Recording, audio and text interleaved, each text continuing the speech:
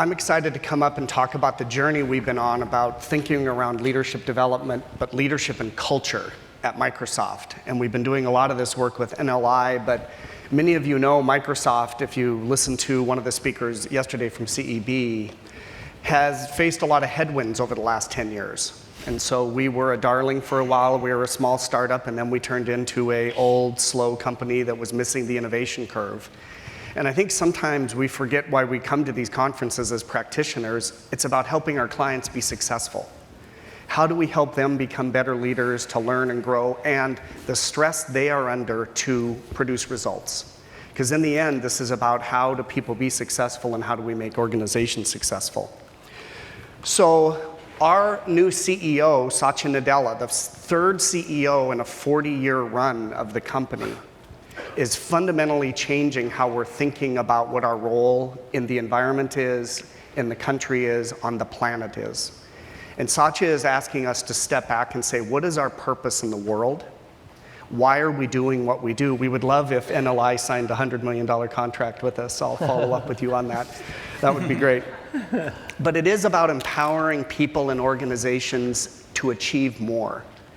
So we don't really view ourselves as a technology company as much as an empowerment company of ways of working and finding ways that people and organizations can do new things. And so we step back and say, if that is our purpose, what needs to change for us to be able to do that? Well, a lot has to change. And so part of the work that I've been asked to do is to take a look at both culture and leadership and find how does all of that fit together with our business strategy.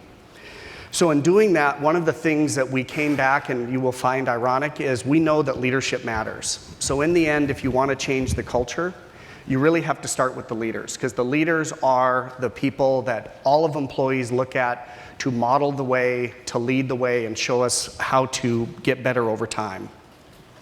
And when we think about why leadership matters, we stepped back and said, well, if our leaders need to change and our employees need to change, what is it that's going to happen? And if you've heard Satya speak, until he read Carol Dweck's book on mindset, he didn't quite have the academic words to describe it, but he now describes that as having a growth mindset. And so he is challenging everyone at the company to have a growth mindset and to move from being a culture of knowers to a culture of learners. To start to be people who can fail fast, admit you made a mistake, learn from that, and move on. And so when you look at our new cultural attributes, it starts with that growth mindset. And we are dead serious about changing the culture of the company. And every word on this page, and I will show you our leadership principles in a moment, every word on this page was not picked by our communications department. It was actually picked by our senior leadership team. And what they basically said is it starts with the growth mindset, but we want to be diverse and inclusive. We operate in 108 countries worldwide. We have to be diverse and inclusive. We have to be all about the customer and not about ourselves, because it's about empowerment, not making a profit. And then we, of course, want to learn how to work together as one Microsoft. And one of the things we're not very good at, that's why I also want to do some follow-ups, is we're struggling with the collaboration piece. We're good at the influence piece, but we have to learn how to collaborate and influence together. And all of that allows us to then make a difference. So with that work, I stepped back and said, well, we have model muddle. And even our new work we've been doing, and I was thinking of a data cube, is we have a brand new set of diversity, 10 behaviors of inclusive behavior. We have a brand new set of culture behaviors. We have the old leadership competencies. We have 5 things employees need to do. And then we have over 100 skills, which are really competencies that you have to do by your profession. And are we really doing a service to our leaders when we say this is all of the things you need to do to be successful, and frankly to our employees? Well, the answer is no. And so in David's NLI worked with us on changing our performance management system, as you've all heard about, and we got rid of ratings a couple of years ago. Big success. But the next part was, and this is kind of the ethos I believe in, is how do you make things simple? And these large competency models, when I came into role, they were going to roll out a new competency model that had 8 leadership competencies. They were not going to be memorable. They were exhaustive. We're very good at exhaustive. Nothing was left out. My goodness. But we stepped back and said, let's have a conversation with David and think of a new way we could do this. And so the point that I want to make sure people hear, there is a dramatic leap of faith to believe that you don't need to be complete. You have to have confidence that you're going to step back and deliver something that is not completely exhaustive. It doesn't talk about necessarily being able to return ROI, but it is the key point about what is it that are the most important things leaders need to do moving forward for us to be successful, not everything. Because it was eight, if I may, there was 8 categories, but there was like 5 to 8 in each as well. And that was the one page, and then there was, it continued, yeah, so. David walked in and said, well, this is never going to work. And he was right. But that's hard to then go to your colleagues and say you're creating something that isn't going to be very useful. So after a lot of work, and frankly, Satya and the executive team, I had a meeting with David and Satya in the room, just as my boss and David and Satya, and we talked about the neuroscience of trying to find things that are simple, cohesive, and sticky. And how could we create a leadership model to do that tied to the culture? And Satya gave us permission to do that. So with the leadership team and Satya, we came up with just 3 leadership principles. And frankly, this is the first time we've shared them quite so publicly. So our leadership principles are create clarity, generate energy, deliver success.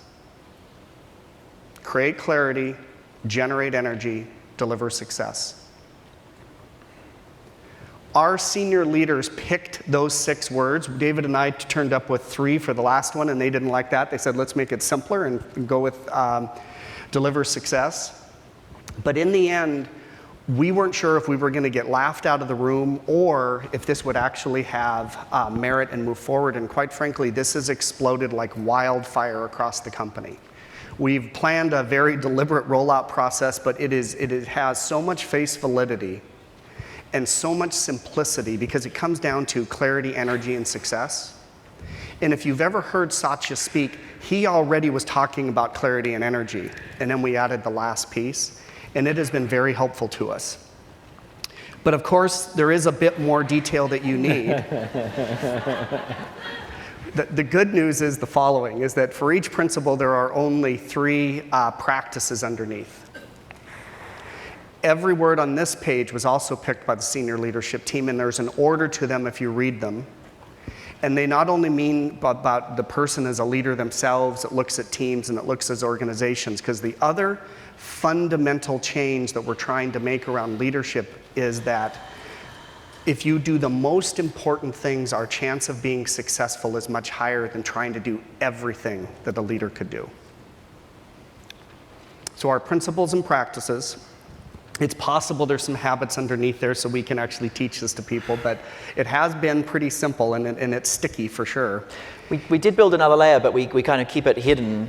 It's more for designing, ensuring coherence when we actually design things. So we built a set underneath it, but they literally don't get shared, but they ensure the structural integrity. It's like the wiring, in behind the building. The other thing I'll say there, and it was a lot of work to kind of work out the order and the structure of these. The real work was making sure that each one of those 9 practices didn't double up with something else. Right. When you actually got into, what are the habits that you need to do that? And the big question was, again, not, if you take create clarity, the big question was not how do we make sure we cover everything? The big question was, what are the 3 most important things involved in creating clarity? And one of them actually, the third one there, for example, ensure shared understanding, came up as such a central thing that sometimes you do need to give the same speech 60 times. One of so we looked at sort of what are the big gaps that leaders have at that next level as well. The big test for me in designing this, and we've designed a number of these now, the big test for me is like when I read the page again, this page, when I read it again having had a break and I look at it, do I get inspired? Me personally, do I get inspired to want to build this? Can I visualize that this is going to change lives and transform leadership? Right. And for me, every time I looked at this and I went, create clarity. Oh my God, that's so important in everything. It's connecting the dots, and it's synthesizing. And the big one for me was generate energy. And I think it's really bold of Satya and of Microsoft to say, the leader's job is to generate energy.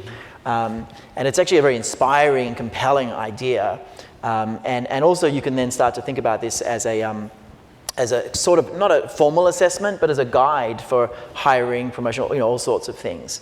But there's been a bunch of unintended consequences of the stickiness. Maybe you can talk a little bit about some of those. But I'm going to bring this home with two last points. The first other change that I'm trying to drive through the company is that leadership is for everyone.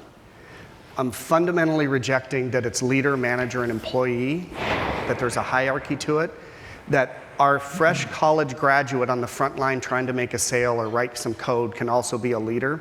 And that has been a big change for us, but it's working very, very well. And these principles, because they are so sticky and memorable, everyone can see their own work in that. So leadership is for everyone. And then lastly, for the OD people in the room, for those of us who have OD backgrounds, we also had to convince Satya where to fit these into the model, because we fundamentally believe that it all really is about culture. And leadership sits on top of culture for how we are going to deliver the rest of the business. And the stickiness, I have to tell you, if you start to pay attention to when our executives speak externally, you will hear clarity, energy, and success throughout all of their talks. And it's not because we're coaching them. It's because it's just working so well. Just there. Thanks very much, Joe.